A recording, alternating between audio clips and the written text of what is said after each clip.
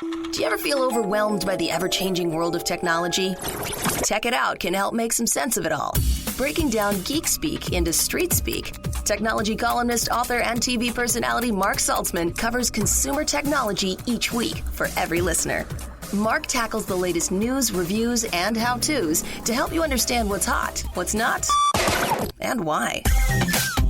Hey everyone, welcome to Tech It Out, episode 151. We hit that big milestone last week of 150 shows, so thank you again for your support. And I hope you are doing okay out there, wherever you may be in the country. I trust that you're safe and healthy as we slowly return back to quote-unquote normal, even though we, didn't wear masks before or practice social distancing. That wasn't a thing, but you know what I mean. On today's Tech It Out, we're going to start with a discussion about VPNs, what they are and why you want one, especially now. And then we're going to chat about a wonderful app called StoryCatcher designed to capture your loved one's stories, which can then be passed down to future generations. Then we'll end off with Rovio about a new mobile game that they've got, but it's not Angry Birds, believe it or not.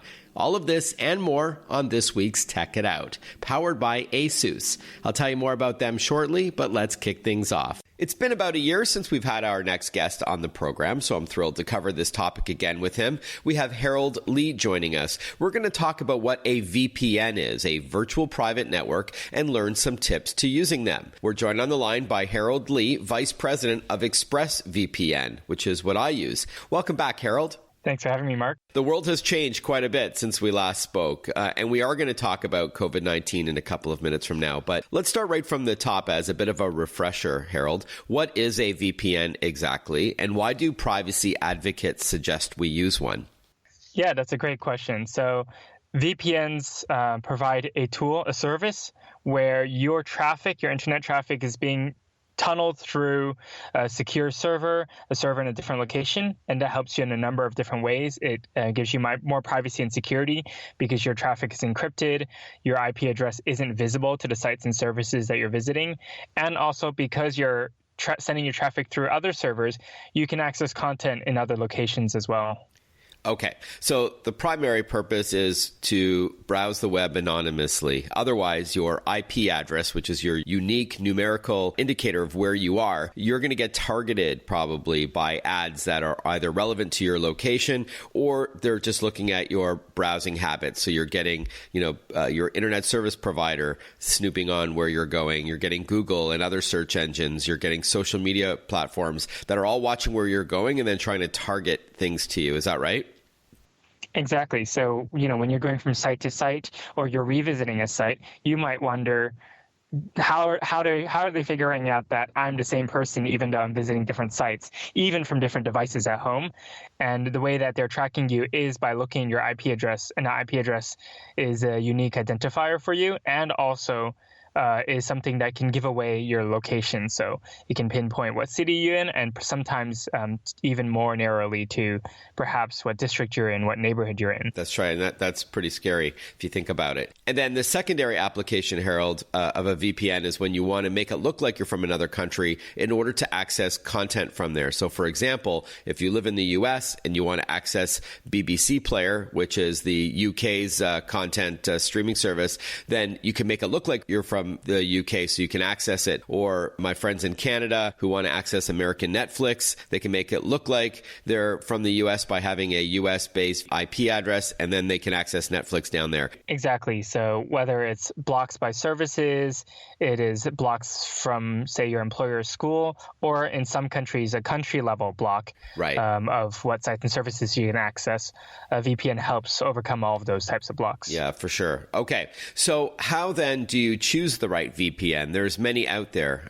Again, I'm a fan of the company that you work for, ExpressVPN, but how do you choose one when there's so many options? Absolutely. So, I think at the core is you have to be able to trust a company that's providing you with privacy and security, right? And often we say if you're routing your traffic through us, that prevents your ISP from being able to observe all your traffic, but it means that you have to trust us not to be observing your traffic because your data is now going through our servers instead of going directly through the ISP. And so this is not where you want to save a few dollars. It's really important that you're picking a company that is taking those measures to make sure you're private and secure. And some things that we've done, for example, is we've undertaken audits. We've hired external auditors such as PricewaterhouseCoopers to validate our privacy policy, to see if the promises that we're making are indeed validated by what processes and technologies we have in place.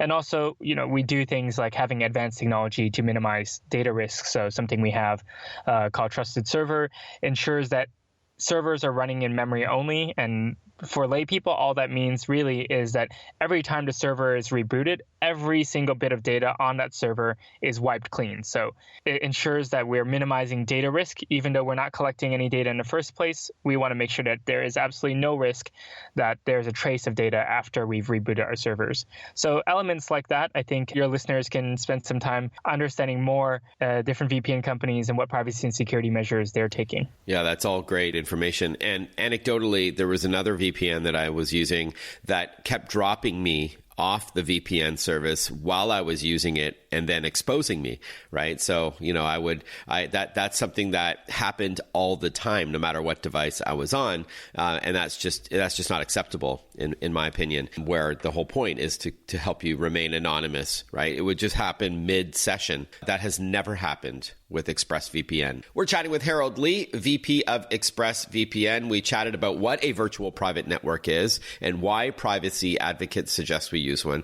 We talked about how to choose the right VPN for you and what separates ExpressVPN from the others. But now let's pivot and talk a little bit about COVID-19. More people are working from home. That's no secret. That's on a global scale. So we need to further protect ourselves, I would argue. Would you agree? And also tell us about some findings from a recent survey you commissioned. Sure. So I think there's two things coming out of the COVID-19 experience. One is that obviously people are at home a lot more, so they're becoming increasingly conscious of their internet privacy and security needs. And the second thing, which we uncovered through a consumer survey we did, because we're often trying to do more research around privacy and security issues, was that people are really concerned about the measures that some governments and tech companies are taking to track the spread of COVID-19 and perhaps other diseases as well. While I think people agree that there is a need to combat the pandemic, there's also a concern that putting in too many measures to surveil people, to track them, and also whether or not those measures are eventually going to be sunsetted or whether they're going to continue into the future even after the pandemic has passed. And what we saw was 75% of people are concerned that contact tracing apps can violate their privacy, and a similar number, 77%, were convinced that they're at risk of mass surveillance long-term as a result of the increase in the prevalence of these types of contact tracing solutions or applications. So definitely something that's on people's minds, and it's not surprising given that I think what we've seen in the past when governments have put solutions in place for what they say is perhaps short-term surveillance, even measures like the Patriot Act, we see those provisions end up becoming permanent and become a permanent part of the surveillance landscape. If our listeners want to read the results of this survey, you can go to the expressvpn.com blog. The headline is called something like Americans Distrust Contact Tracing Apps. So again, it's expressvpn.com/blog, and then you'll be able to see that there. Now let's talk, Harold, about some tips to getting the most out of your VPN, regardless of which company you end up going with. Is there any advice you can give on how to get the most out of their investment? Sure. Well, one is to kind of first explore all the different things you can do with the VPN. So as we talked at the top, some people might be using a VPN at first because they've got privacy concerns, perhaps they have security concerns, or perhaps they want to access some content.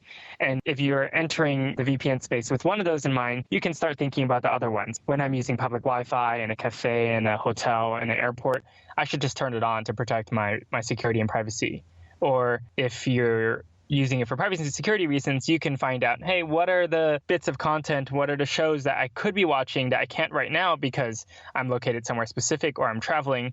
And there's great resources online for exploring where is this show available on Netflix, or where is this show available on streaming in a different country or a different service. So I would say that's one thing. And then another really valuable thing is that people don't realize the range of devices that can be supported by VPN. So this can vary from provider to provider, of course, but in addition to just, say, your iPhone or your PC, a VPN and its associated proxying services can be used on a wide range of devices. So perhaps you're on your Apple TV and you want to stream content on that, or perhaps you have a internet-connected security camera at home and you're not confident about its security and encryption measures. You can actually use a router in your home that has ExpressVPN installed that can route all of your traffic through the VPN, so you don't have to worry about connecting those individual devices. Or if you just want to connect a media console, we've got great tutorials on figuring out how to set up your, say, Apple TV or your Amazon Fire Stick to be able to route its traffic through one of our servers. This is all great advice, Harold. Finally, how much does ExpressVPN cost to start, and where can we learn more? So the ExpressVPN plan just costs a few dollars a month. If you're signing up for 12 months at a time, that's $8 something a month. And if you're signing up for 1 month at a time, it's $12 something a month. So, I think when you think about the spend on streaming services and other privacy and security measures, this is just a few dollars a month on top to make sure you're getting the most out of it. 100%. And if you're working from home, you could probably write off this software as well. Great idea. Harold Lee, thank you so much for your time. ExpressVPN.com for more. Always a pleasure chatting with you. Stay healthy. Thanks a lot, Mark. You too. When we return on Tech It Out, we're going to catch up with an app called StoryCatcher on preserving your loved ones' life stories to pass on to future generations. We'll be right back. Listen to Tech It Out whenever you want. Find the Tech It Out podcast at iTunes or wherever you get your podcasts.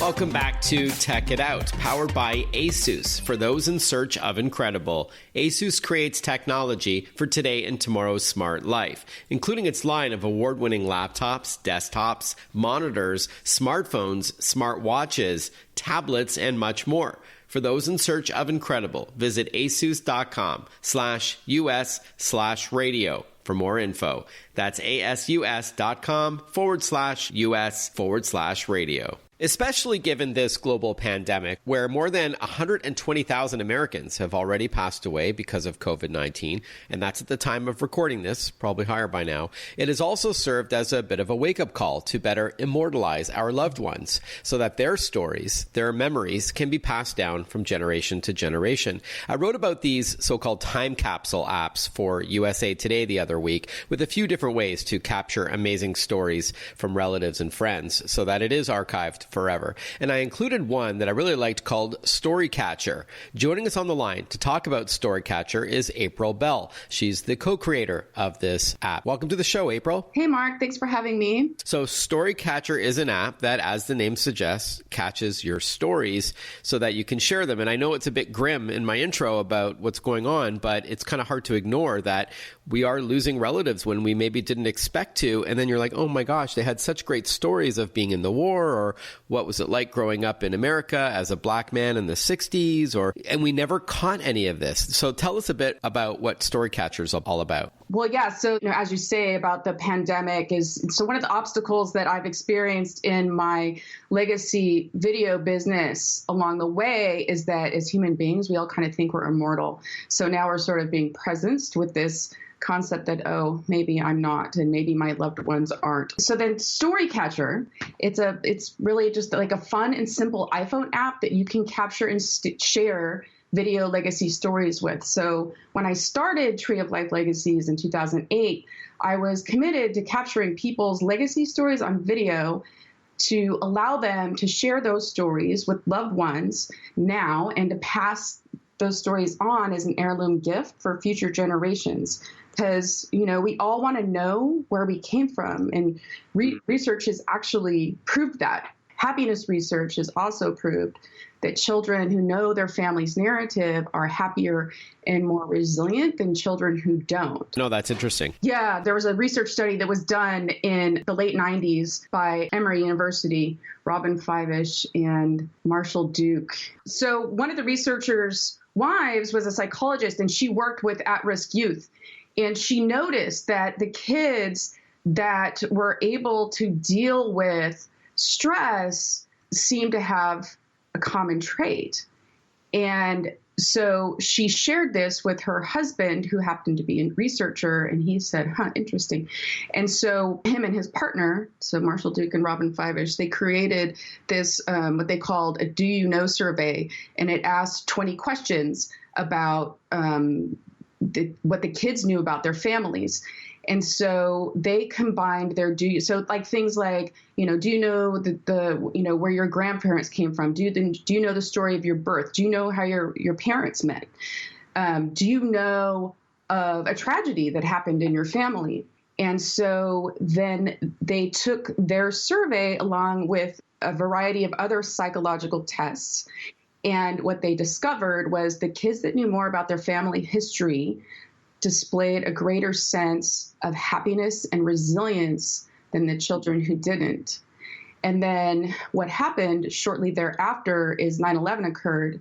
And even though these kids weren't directly in the event, they were all affected by this natural tragedy. So the researchers realized they sort of had this, really unique opportunity to go back and assess the children, and they discovered that their hypothesis was correct, that the children who knew more about their family's history had a greater ability to navigate the stressors of that tragedy. Fascinating. Yeah, and then so what they discerned was that those kids had a more foundational sense of an intergenerational self. So they belonged to something more than just themselves. So it helped build up their foundation, supported them emotionally. Fascinating. So StoryCatcher, if you can walk us through how it works. You mentioned it captures a video chat with a loved one. I know there are other apps like StoryCore, which is an audio conversation, and then another one called Storyworth, which is a written account of one's life and memories.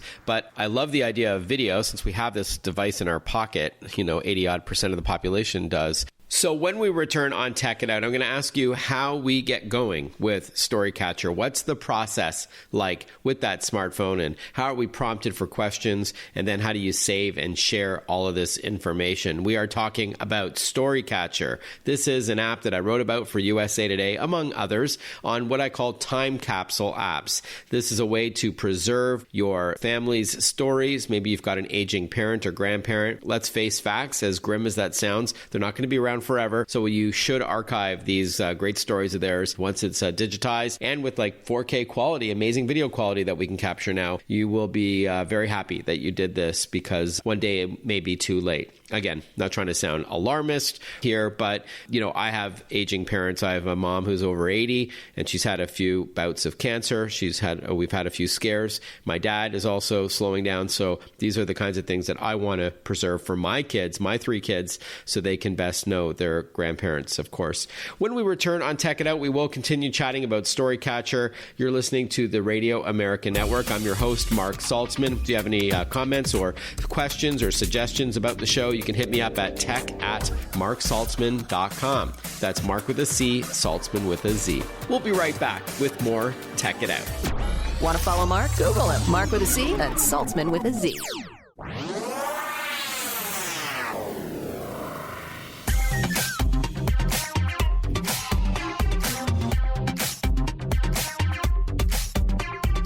Breaking down geek speak into street speak. This is Tech It Out. Tech It Out with technology columnist, author, and TV personality Marc Saltzman. Welcome back to Tech It Out. We're chatting with April Bell, co-creator of StoryCatcher. This is an app for iPhone and iPad that lets you capture video conversations with loved ones and then share it with those who matter. So walk us through how it works exactly. Yeah, so it's pretty simple. When you launch the app, you create a new story, and then you can tap on interview tips to see a variety of good questions to ask. And then we've broken that part out into some themes. So like legacy, anniversary, travel, pets. And then you record your storyteller speaking either to the prompt or whatever, tale that you're capturing in the moment. And then right away or later, you, when you have more time, you can add photos and some screen text that help support your story. And then you can share it publicly or privately directly from inside the app. So you can share it to YouTube or Vimeo, or if you want to keep it private, you can upload it to Dropbox or save it to your camera roll or, text it or airdrop it. So, they're your stories. So you have total control over how they're shared. All right. So it's not like you're just tapping record and winging it. There's more to it. It sounds like you're not only provided some suggested questions, but you're also able to add other assets like photos into that one story. Yeah. So it's just this simple tool that allows you to create these little mini documentaries. And you can do that as a single story or multiple stories together in the feature that we call collections. So ultimately, you can actually make a full documentary with the app. And who would you say the app is for?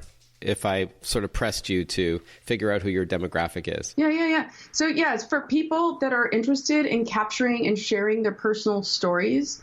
So either you yourself have stories that you want to record, or maybe you have stories about your family history or your own experiences, your lessons learned, or maybe an amazing person with a story to tell and you want to capture that. What I always say is, are you sick of seeing your kids staring at their smartphone at Thanksgiving?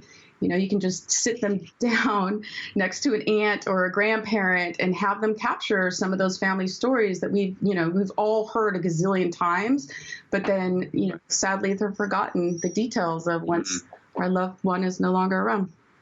I think one of my favorite Apple commercials from a couple of Christmases ago was a teenager was on their iPhone during the holiday, to much of the family's disappointment around them, until they realized later on that, in fact, the teenager was capturing the spirit of Christmas with the family and then produced a video and then played it for everybody. So I think that was a nice little sort of reminder that while we think these kids are abusing technology, they're also able to use it as an efficient tool in order to create something sentimental. Right. And I loved that spot also. And then that's part of it. That's like what part of it really inspires me about, one, creating video stories, and two, using the technology we have today, because this is really meeting kids where they're at and giving us a vehicle to share with them our stories and our values and our philosophies in a way that they are open to receiving it.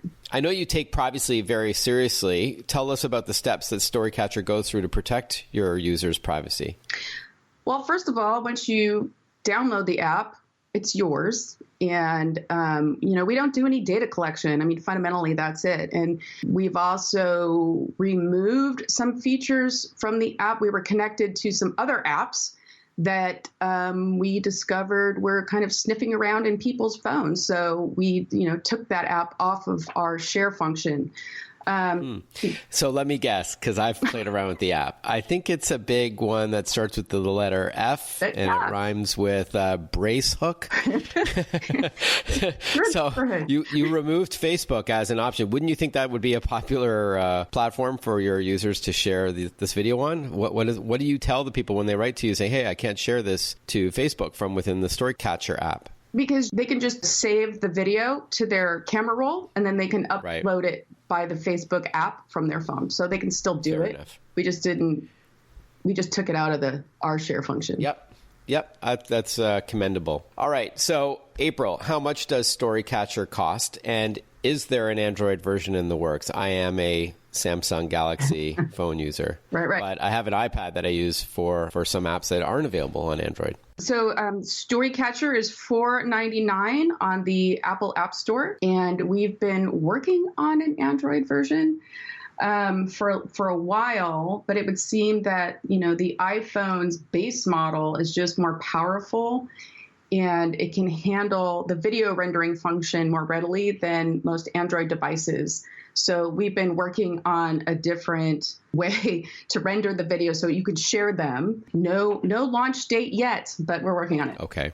So it's because the Android device, there's so many Android devices out there that it's difficult or challenging to create an app that will work effectively on all the different processors out there and all the video capabilities and all that. Correct. Got it. By the way, for our Canadian listeners, StoryCatcher is $6.99 Canadian from North Beach Apps, where April Bell is from, but $4.99 US, as you mentioned, and available for iPhone and iPad. April, thank you so much for your time. Finally, what's the best website for our listeners to learn more about the app, aside from downloading it from the App Store? All right. So, you can go to storycatcher.app, and there's sample videos, and there's also step-by-step demo videos on there. So, you can get yourself up and going with just about, 20 to 30 minutes of watching the demo videos and playing around with it. And after that, it's pretty simple and easy to use.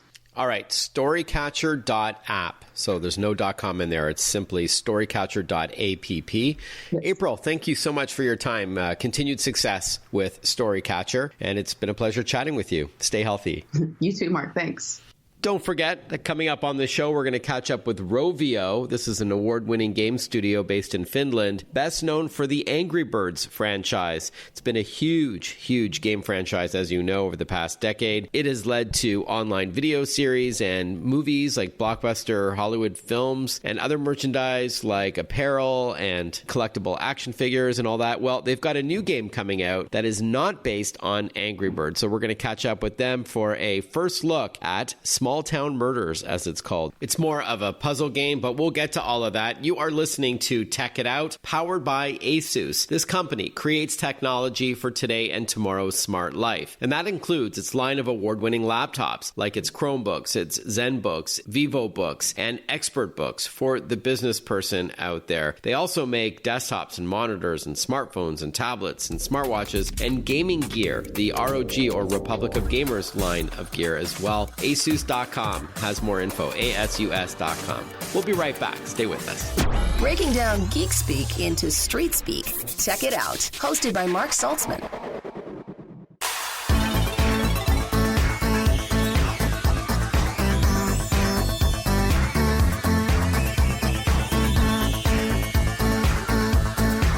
Welcome back to Tech It Out. One of the biggest video game franchises over the past decade has been Angry Birds, as you know. But the Finnish company, Rovio, responsible for that hit franchise, isn't resting on its laurels. To tell us all about a brand new puzzle game called Small Town Murders Match 3, we're joined by Mika Tam. He's the head of Rovio's puzzle studio, and he's on the line with us from Helsinki, Finland. Welcome to the show, Mika. I trust you're doing well. Thanks for having me. Absolutely. And you've got something positive to focus on, the launch of a new game last week, which we'll get to. But as I mentioned, Mika, off the top, Rovio is best known for its Angry Birds franchise. But many might not know that you have other mobile games. I know another one is called Sugar Blast, and a new one we'll be talking about shortly. So talk to us about Rovio. Yeah, so true. Obviously, we are best known because of our Angry Birds franchise, and we are extremely proud of it. But at the same time, we are really focusing on creating new IPs as well. And one example of those is the Sugar Blast that we launched globally last year. And now we are looking forward to expand to create new IPs as well. And we are really excited to get first on this line out, and this is the Small Town Murders that we are talking about today. Right, great. IP, of course, stands for intellectual properties, so this is like your own brand, your own new line of games. Before we talk about Small Town Murders, do you find, Mika, that people are playing more games during COVID-19, maybe as a way to stay entertained while cooped up at home? Yeah, it is true. We see that it's clear that people in the countries where they needed to stay home have been playing more. Interestingly enough, it looks like that people don't play more times in the day, but when they play for a longer time at the one play session. Maybe because their bosses aren't there at their homes making sure they go back to work quickly. Now let's talk, Mika, about Small Town Murders. So this is a match 3 game. Maybe you can explain what that kind of puzzle game is like and what makes Small Town Murders unique. Yeah, absolutely. So match 3 is a gameplay mechanic that is really well known by the puzzle gaming audience. In short, it means that you're swiping your smartphone screen and trying to match tiles of the same color. And there are kind of boosters to help you. And as in Small Town Murders, these levels have been crafted every time to kind of create this laid-back experience as a puzzle for you to solve. What is then different on the Small Town Murders and what we are really excited about is the narrative layer. So this is really driven by a story. There is a town called Thornton Grove, which is this kind of quiet town far away from the big city. This is the place where the kind of player will go and assume the role of this kind of aspiring writer called Nora Mystery, who is moving to this small town and finds that there are murders happening and tries to solve these murders. And this is really kind of an episodical, one story at a time type of a game on which, as we say, to solve the puzzles, you will then solve that who is the murderer in the game. All right, so you play as a young female reporter who wants to make a name for herself. She moves to a small remote town, a fictional town, and discovers that the residents there, some of them are being murdered, and she vows to find out what's going on to report this for the local newspaper, if I'm not mistaken. And then in order to deduce who may be the suspects for each case, you are playing that match 3 game. So that's where, like as you said, Mika, you use your fingertip to swipe colors from left to right to match 3 or more of the same tiles on the board. In doing so, it removes them, and then the other tiles cascade down the screen. So you've got limited moves per level in order to accomplish your goal, correct? Yeah, exactly. And what is really kind of important in this type of games is that, as I was saying, that each level is uniquely crafted to create the kind of the best experience. We try to bring it to be fun and challenging, but not too challenging, so that it's not too difficult, not too easy, but the fun experience.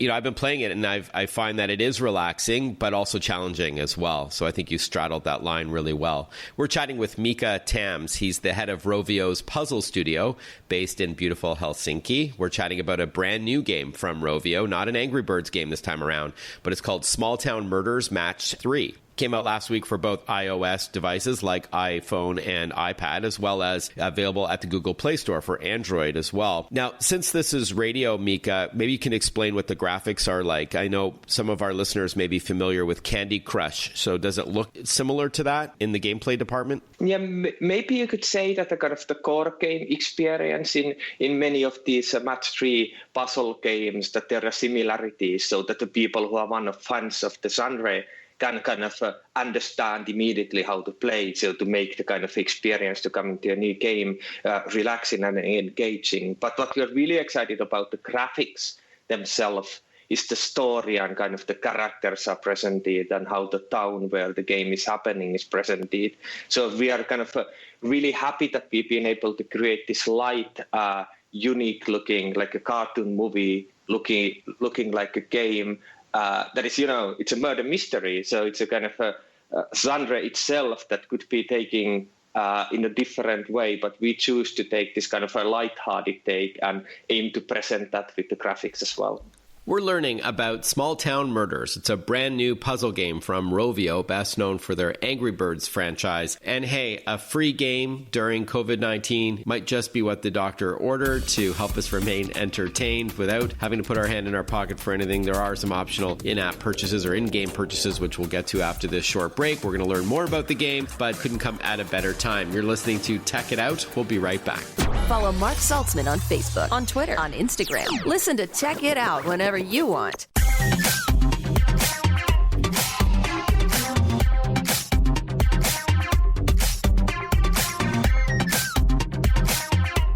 We're chatting with Mika Tam, head of Rovio's puzzle studio, about a brand new game for mobile devices called Small Town Murders Match 3.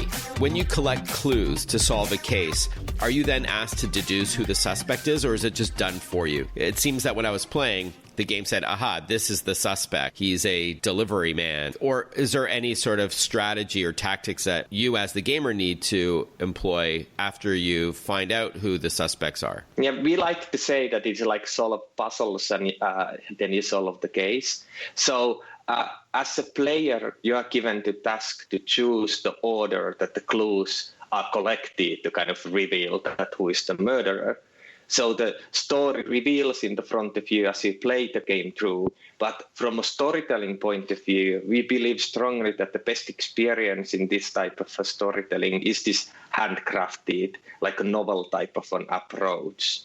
So it reveals the story for you, the game, but we believe that it could be too tasking if it would be that you need to kind of play the game of revealing the suspect too much. What we want you to do is solve the puzzles and learn then through the gaming who is the murderer. Mm-hmm. Right. I know you can choose, okay, there are fingerprints on the banister or a photograph that fell on the floor, and you can choose the order, but I didn't know if that impacted the gameplay at all. Mika, what's your favorite feature of Small Town Murders? I would obviously kind of answer all of them, but if I press to kind of keep one, I've been talking about the story a lot, and I think that's the thing that makes the difference compared to the other games. I love the fact what the team has been able to do, the light-hearted take of the genre, the murder mystery, the topical pop culture references, beautiful location, and just the sheer amount of characters that you meet during the game. It's really, really stunning, and I'm really excited about that. And then also that there are always kind of new murder mysteries coming. The game will go forever, hopefully. So that's kind of the part that I'm really excited, the narrative layer in the game. Before we wrap up and talk about how much the game costs, and I think I know the answer there, is it scary to venture outside of the familiar Angry Birds territory, or do you find that exciting? Well, it's absolutely really exciting. As I was saying, we are really proud about Angry Birds, but obviously this type of games, such as the Small Town Murders, gives the game makers opportunities to tell different type of stories and create different type of experiences. So we are really, really excited about. And did Rovio make the game, or you published the game made by somebody else? No, this is a truly homemade experience. Okay, so great. It's coming from the Puzzle Studio and from our office here in Finland. Okay, thanks for clarifying, because I know some of our listeners may not know the distinction between a game developer, the folks who actually make the game, and a game publisher who will fund another company to make the game, and then they're responsible for distributing it and marketing it and all that. But in this case, you're both the publisher and the developer for Small Town Murders. Yes, correct. Okay, great. All right, finally, most of these kinds of games are what we call freemium, so they're free to download and play, but there's often an optional in-app purchase with these kinds of games. Is that the case with Small Town Murders? Yes, that's exactly the case. So it is free to play, and as I mentioned, for both iOS and Android. And then what would you pay for if you wanted to take advantage of those microtransactions within the game? What are you actually buying? Yeah, there are a couple of different things. You can buy more moves. So when you fail a level, you can choose to continue. You can buy boosters, and these are the items that help you during the level. And you can buy lives. So that, you run out of lives, you need to wait, and then you can come back to the game and play more, or you can choose to continue by buying more lives. And the games is also supported by these ads, so that where you can watch an ad to obtain this kind of advantage in the game. Yeah, when there's a free game that you want to play, often we do watch ads, which is a way for Rovio to make some money. After all, it is not cheap to make a new game. All right, Mika, is there a website where we can learn more about the game, or do you want to just recommend to download it from your favorite app store? I would absolutely recommend downloading the game and, letting us know that what you think about the game. Right. Feedback is important. Give it a star rating and write a little note for the App Store or Google Play. Mika Tam from Rovio, thank you so much for your time. Congratulations on Small Town Murders. I hope it does really well for you, and stay healthy out there. Thank you very much. It's been a pleasure. And it's also been a pleasure having you, our listeners, join us for the 151st episode of Tech It Out. Thank you for listening along, whether it's on your local radio station or in podcast form. I'm your host, Marc Saltzman.